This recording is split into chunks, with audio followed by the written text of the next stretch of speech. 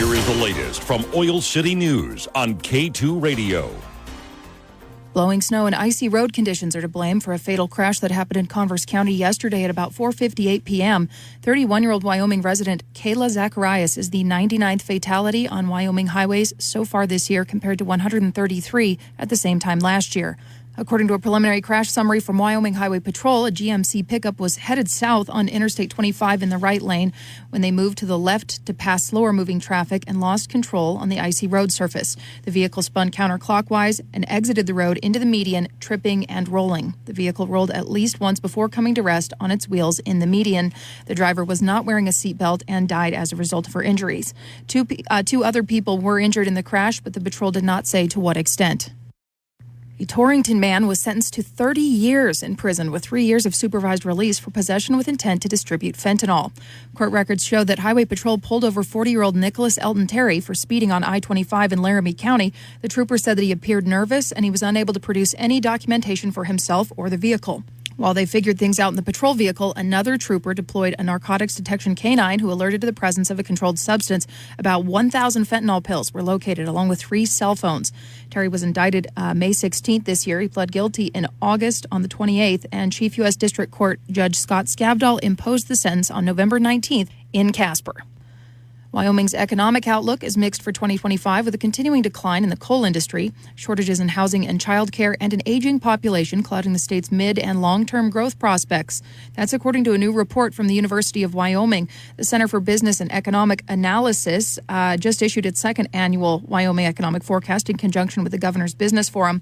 The year ahead for Wyoming holds many opportunities and challenges, including finding solutions to current binding constraints for growth, housing affordability for workers, and challenging transportation and connectivity, resulting in constrained access to markets. Still, the report predicts a slight increase in the state's labor force next year, with just a small increase in the unemployment rate to 3.2% lower than the national one. The state's population is also expected to increase slightly.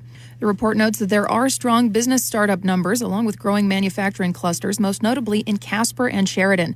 Wyoming currently ranks second nationally in science and engineering degrees as a percentage of higher education degrees conferred, with 45.8% of the awarded degrees in those fields compared to the national average of 35.7%. The rate of patents has increased significantly, with 15 patents per 1,000 individuals in science and engineering occupations, up from the historical range of 4 to 12 patents per 1,000 people in those fields.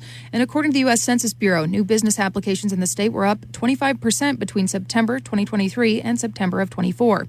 Wyoming also recently was ranked as the 6th most entrepreneurial state in the nation by the Digital Project. Although the national average price for a gallon of regular gasoline fell for the 6th straight week, prices remain mostly stable in Natrona County. The nation's average price fell 1.4 cents from a week ago. It stands at $3.01 per gallon today. That's the lowest level since May of 2021. The national average price of diesel also declined, but 1.3 cents in the last week to stand at $3.50 per gallon today. Ahead of Thanksgiving, motorists continue to be teased by the prospect of a $2.99 per gallon national average, a level now seen in 32 states. But for the last few weeks, the stars just haven't quite aligned. Patrick DeHaan, the head of petroleum analysis at Gas Buddy, said that last week Russia's threats after Ukraine used long-range U.S. missiles, which pushed oil prices back above $70 per barrel.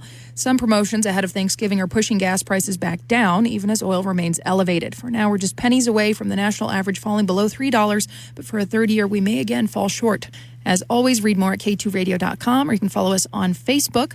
Reporting in Casper, this is Colby Fedor.